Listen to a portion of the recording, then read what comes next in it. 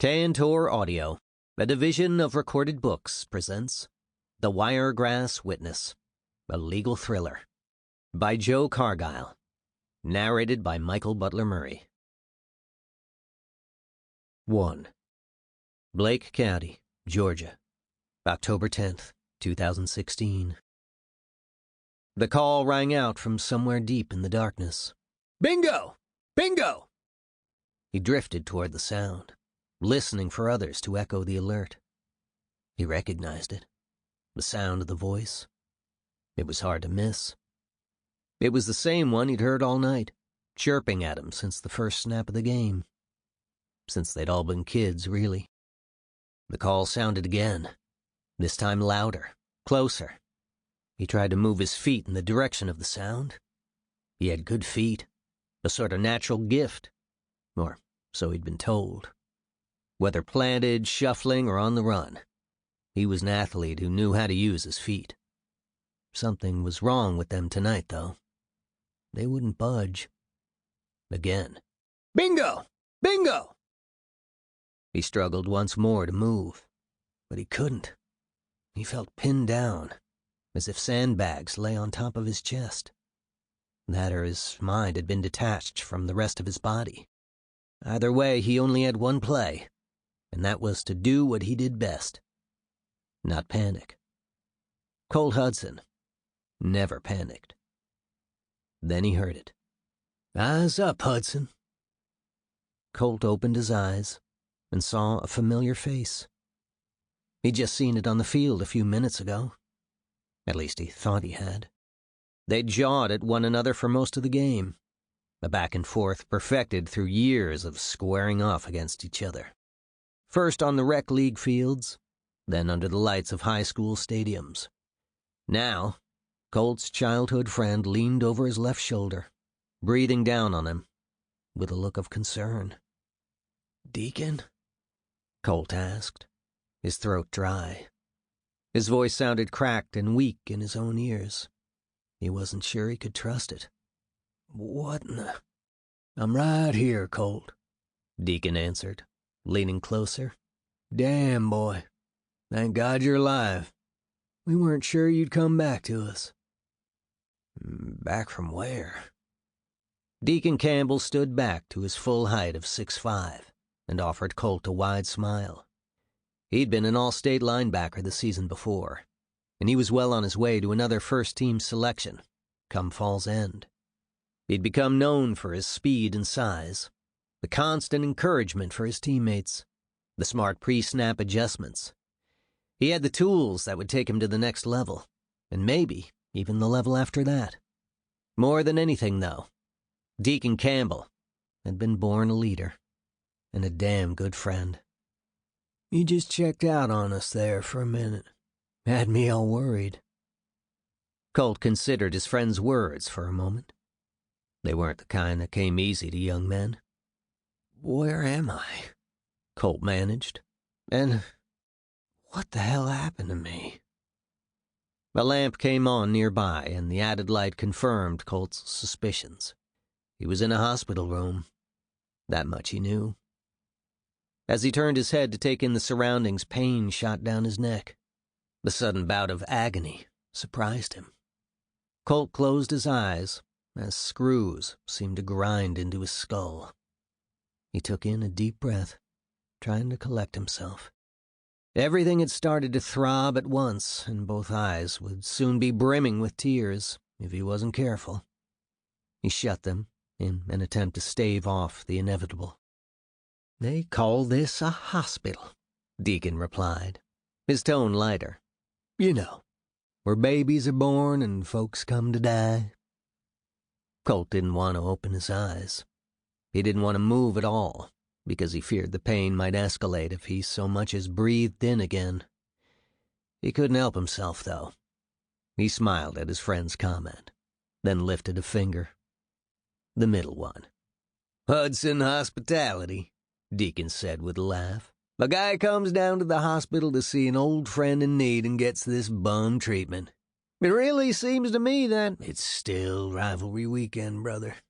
You know how it is. No truce until next week."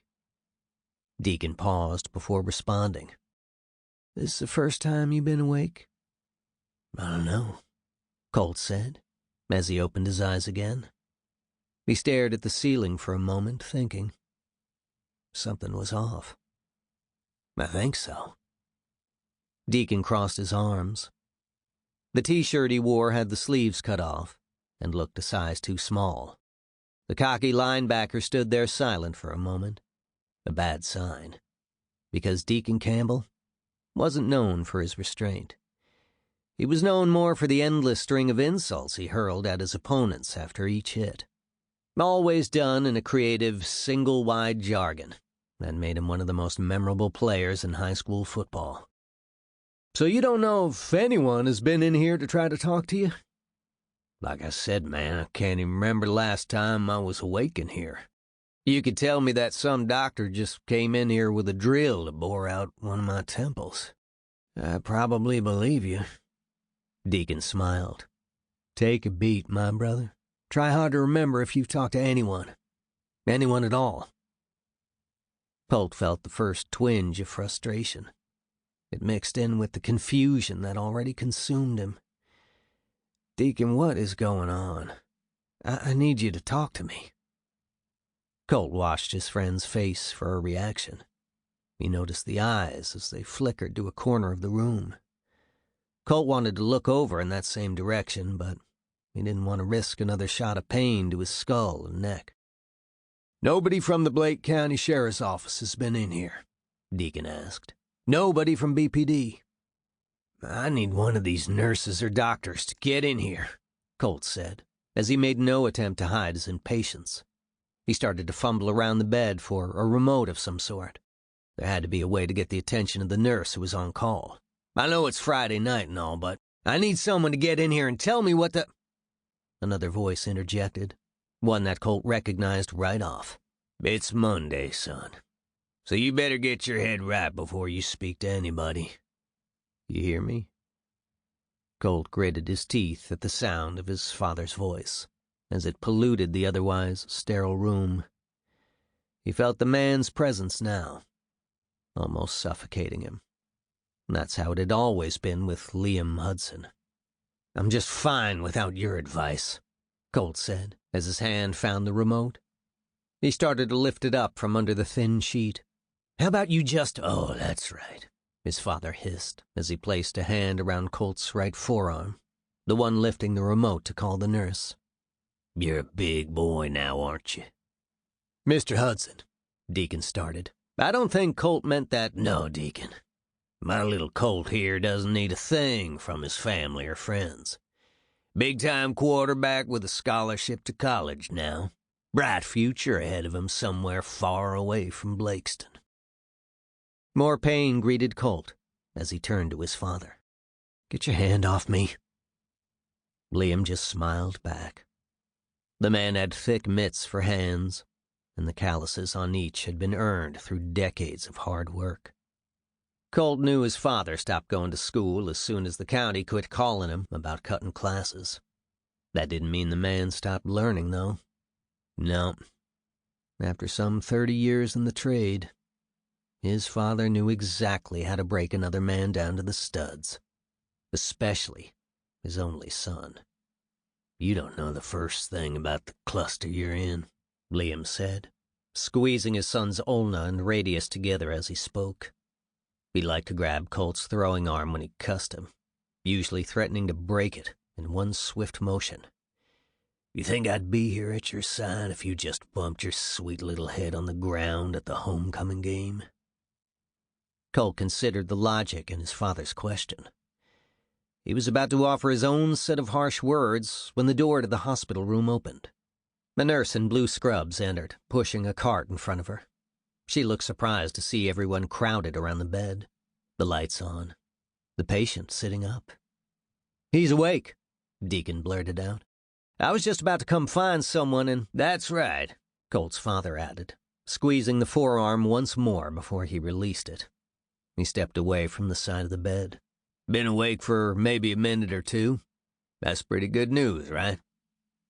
Colt watched the nurse's eyes as she seemed to evaluate the men who flanked her patient. They appeared to linger on Colt's father a moment longer. His oil-smudged work shirt, the words Hudson Auto stenciled on one half of his chest, Liam on the other. "It's great news," the nurse replied, as she moved from behind her cart. She made her way toward the bed, the side that Liam had just occupied.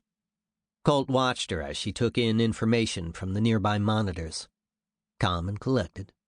Just another day at the office. "How are things looking?" Colt asked.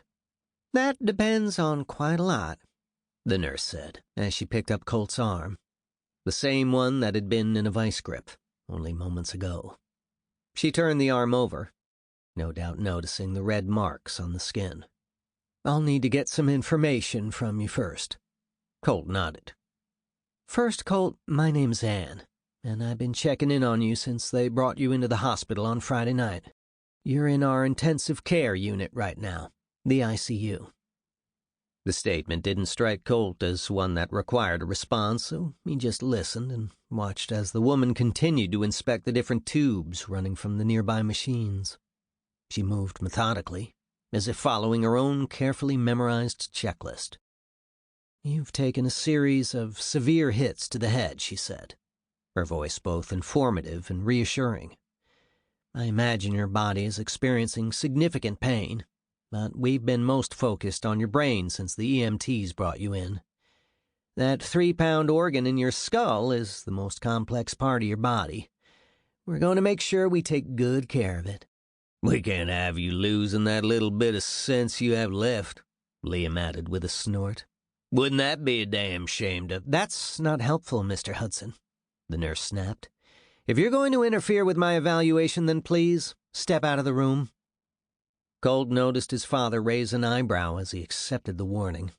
Liam didn't handle women in positions of authority well. Still, he showed the nurse his open palms and took another step back in mock retreat. "Thank you, ma'am," Colt said. "For taking good care of me, that is." Anne turned her attention back to her patient. "Of course. Now, can you try and tell me what you remember from Friday night?" Colt focused as he tried to recall the last play of Friday night's homecoming football game. Blake County versus Sumter County. The two high schools touted undefeated records before the regional showdown. But Colt couldn't remember who ended up walking off the field with their first loss of the season. He looked from the nurse's face to Deacon's, then his father's.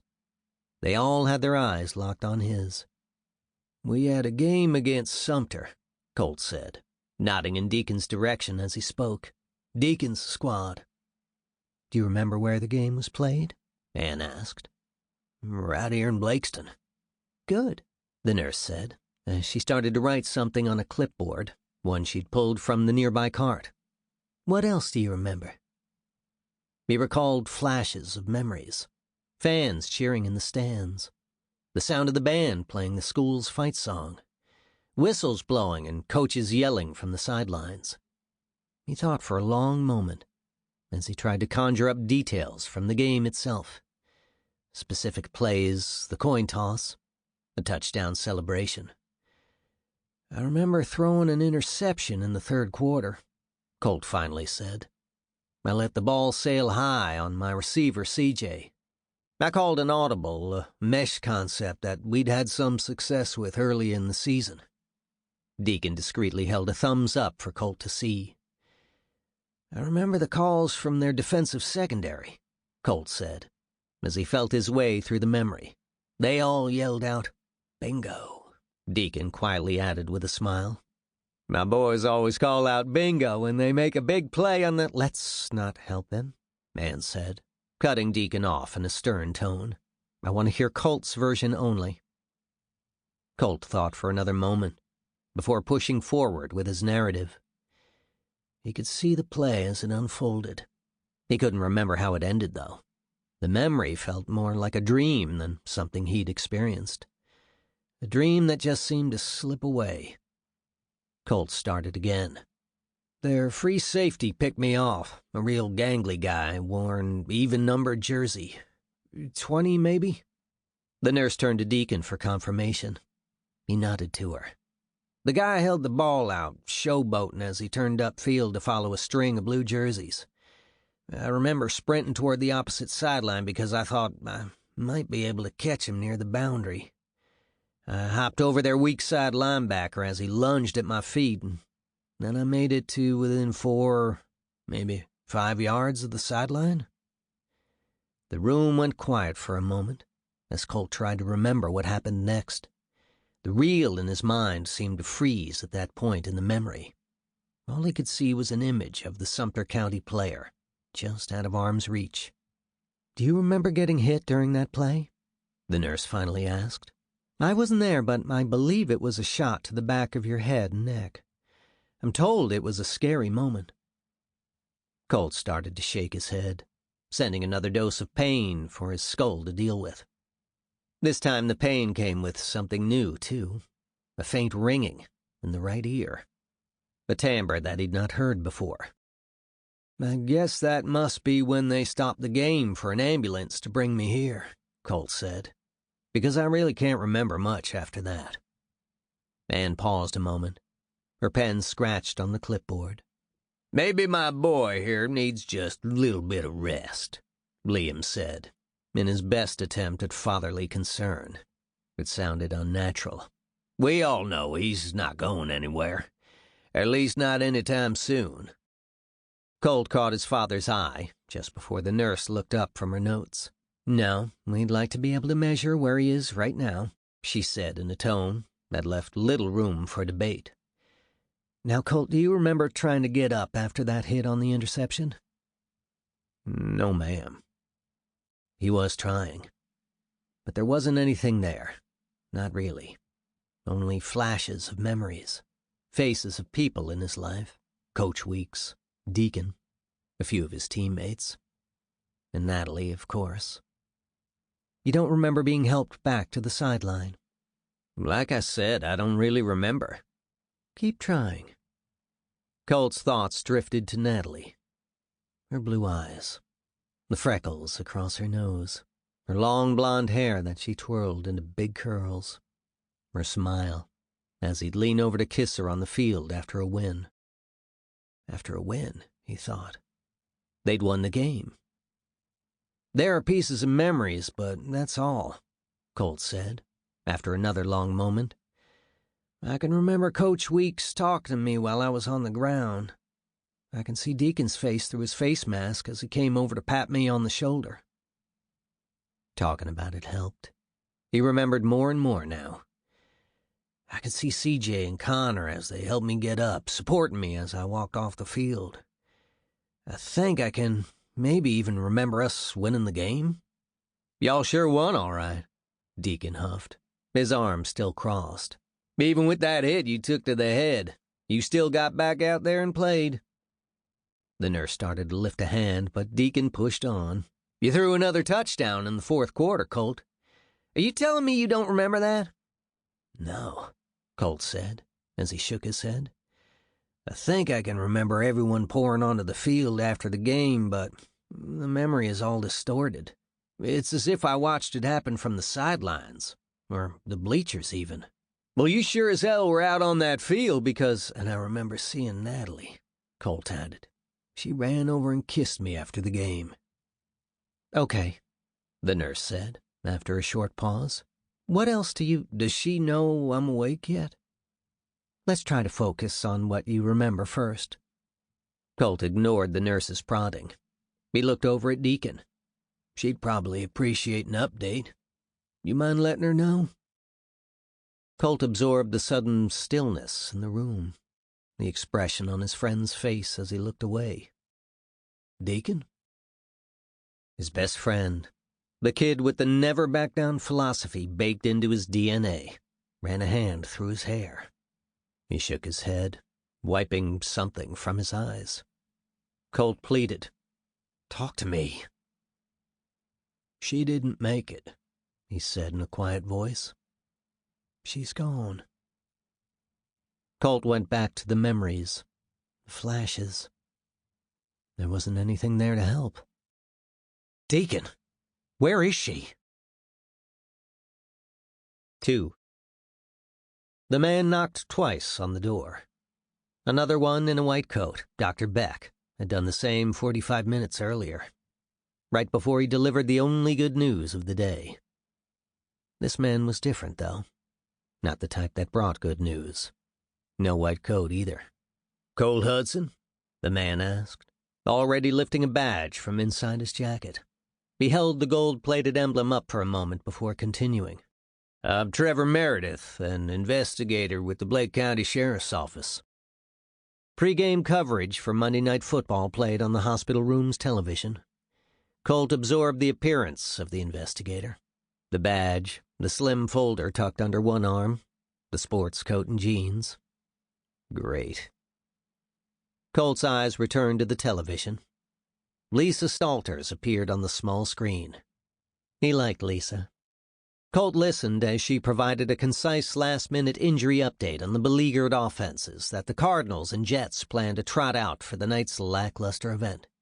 "You may not have heard me over the noise of that TV," the investigator said. A real tough guy. "I'm looking for Colt." "That's me," Colt finally said, as he started to turn the volume up on the television. He kept his eyes on the screen. "What can I do for you?" "You mind if I come in?" Colt had lived his whole life in Blake County. Given his father's business, he knew most of the deputies, police officers, and troopers that worked the area. Although he didn't know a lot about Trevor Meredith's role with the BCSO, he knew for a fact that this was no wellness check. "Grab a seat," Colt said. "I'd stand to shake your hand and all, but—" "I get it, Colt," Meredith said with a laugh that sounded fake. "Even though you can't stand yet, you're still lucky to be alive." Colt didn't respond. "Anyways, how are you feeling?" Meredith asked, still standing beside the bed. "I mean, all things considered." Colt muted the television as it went to commercial, then responded. "Like I've been hit by a truck. At least that's what they're telling me happened." "Well, like I said, you're lucky. That accident was something else." Colt grimaced at the mention of the accident, a piece of reality that he was still getting used to. In fact, Dr. Beck had been the first person willing to give Colt the facts. Everyone else wanted to tiptoe around what happened. Not Dr. Beck, though. He did what every good doctor was supposed to do. He leveled his eyes with his patient and gave it to him straight. It wasn't the hit on the football field that put him in the hospital. No, there'd been a car accident, the cross by the roadside kind, and Dr. Beck told Colt what he knew about the scene of the wreck. Something Colt wasn't sure the good doctor always did for his patients. Then, after delivering the details, Dr. Beck provided Colt with a positive outlook as far as his injuries were concerned. No internal bleeding, no broken bones, no torn ligaments. Lucky. Natalie hadn't been so lucky. "Grab a seat," Colt said, motioning toward a chair. "You're making me nervous just standing there." Meredith obliged. As he sat, he placed the thin folder in his lap and looked over at the television. Both watched as the kicker for the Jets, Nick Folk, placed the ball on the tee and stepped off the opening kickoff. Colt mashed the volume on the remote to set it to low. "Has anyone been in here to talk to you about the accident?" "Nobody from your office." Both watched as the kick sailed through the air and into the end zone. As the teams jogged onto the field for the opening series, the commentators ran through the starting offense for the Arizona Cardinals. "I can't believe Palmer is still playing," Meredith said, in an attempt at small talk. "He has to be at least—" "You come here just to watch the game with me?" "No," Meredith said quickly, then shifted to a more businesslike tone. "I need to ask you a few questions about the wreck." Although the investigator sat only feet away, Colt felt comfortable. He knew pain medication could have that effect, though. So he reminded himself not to say something stupid. His dad would have his hide if he did. "Did one of your guys take my cell phone?" Colt asked. "I can't seem to find it." "Yes," Meredith replied. The BCSO deputy that responded to the scene of the wreck inventoried it. It's in evidence, along with some of the other items found in the car. Other items, Colt thought, trying to remember what else was in there. I need it back, Colt said. I want to call Natalie's family. Mr. and Mrs. Abrams haven't heard from me yet. Investigator Meredith wasn't much older than Colt, 6 or 7 years ahead in school. Donned the green and gold jersey for Blake County High. Another kid from Blake County. A quarterback, just like Colt. I'm not so sure they want to talk to you right now. Yeah? Colt asked. I'm not all that sure I want to talk to you either. Here we are, though. Meredith didn't respond. Colt knew that the young investigator was supposed to tell him something important. That Colt didn't have to talk to law enforcement about anything. That it was his constitutional right not to. Yada, yada, yada. I can give you the number for Natalie's parents. You should be able to call them from the hospital. The offer floated in the air for a moment. It was an olive branch of sorts. Colt thought about it as he watched the game. He waited until the broadcast cut to commercial again. I still want my phone back, Colt finally said with some hesitation. But write the number down on a piece of paper. Meredith smirked as he pulled a pen from his jacket. He did as he was asked and scribbled a number on a slip of paper. He placed it on a nearby table that still had the dinner tray waiting to be collected. There you are. Tell me what you know about the wreck, Colt quickly said before Meredith could ask him a question. Was the other driver drunk or something? Maybe, he replied. We're still not sure. It was a hit and run, so we're still looking for the driver of the truck. The other vehicle was drivable. Not even close, Meredith said as he shook his head. But we're still investigating that side of things. The driver probably got out and ran from the scene on foot. We'll find the guy. Colt stayed on the offensive. Well, tell me how it happened. What do you know? I'm supposed to be the one that asks the questions. Come on, man, I'm in the dark here. Meredith nodded. The preliminary report that I saw has you running a stop sign right out there at the intersection where Five Forks Road crosses Old 27. The truck that hit you on the passenger side had to have been doing close to 55. Bullshit, Colt said. I wouldn't have run that stop sign out there. You asked. I just know that road, Colt added quietly. I know that intersection. I wouldn't have... Meredith interrupted him. I was at the game, Colt. One of the better games I've seen you play. I'll be sure to watch the film. You took some shots out there. Coach Weeks shouldn't have put you back in that game. The whole town knows that now. The football players at Blake County High School had the privilege of being coached by a legend. 29 years as the head coach, 16 regional championships under his reign, 4 state championship titles. Coach Melvin Weeks more than deserved his respect. And because of that, no one questioned the man's decisions. Colt smiled. When you were the starting quarterback, Trevor, how many games did Weeks pull you out of? 0. Colt nodded. He knew from the doctor's assessment earlier that he'd suffered a series of concussions on Friday night. The first 1 or 2 most likely occurred during the game. Another 1 or 2 certainly followed in the wreck. The combination produced a sort of post-traumatic retrograde amnesia that Dr. Beck hoped would resolve itself with time. That's what I thought. Meredith leaned in closer. That's not what this is about, though. An orderly slowed in front of the door to the hospital room. He offered a greeting as he stepped inside to collect the half-touched dinner tray. As he did, he stopped to take in a few seconds of the game on TV. The quarterback for the Cardinals, Carson Palmer, dropped a beautiful pass in the hands of his receiver for a 58-yard touchdown. Reminds me of your touchdown pass in the 4th quarter of Friday night's game, the man said with a smile. Haven't seen a game end like that in years. Colt didn't know what to say. He just watched the man place the tray in his cart and start back down the hallway. I'm here to talk to you about the night of the wreck, Meredith said, once another moment passed. Sample complete. Ready to continue?